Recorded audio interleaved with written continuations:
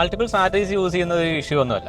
പക്ഷേ ഇവിടെ ശ്രദ്ധിക്കേണ്ട ഒരു കാര്യം എന്ന് പറഞ്ഞു കഴിഞ്ഞാൽ ഒരേ അക്കൗണ്ടിൽ 2 സ്ട്രാറ്റജീസും കൂടെ പരീക്ഷിക്കരുത്.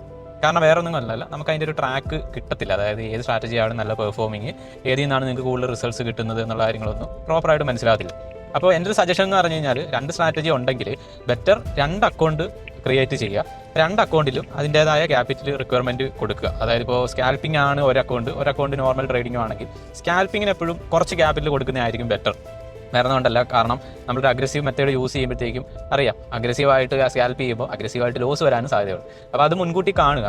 അതിൻ്റെ കൂട്ടത്തിൽ അക്കൗണ്ട് സൈസ് ഇവിടെ കുറച്ച് കൊടുക്കുക. ഓക്കെ, അപ്പോൾ 2 അക്കൗണ്ട് മെയിൻറ്റെയിൻ ചെയ്ത് കഴിഞ്ഞാൽ നമുക്ക് 2 സ്ട്രാറ്റജീസ് ഒക്കെ ചെയ്ത് പോവാം. ഓക്കെ, ബെറ്റർ എപ്പോഴും നിങ്ങൾ ഒരു സ്ട്രാറ്റജിയിൽ സ്റ്റിക്ക് ഓൺ ചെയ്യുന്നതാണ്.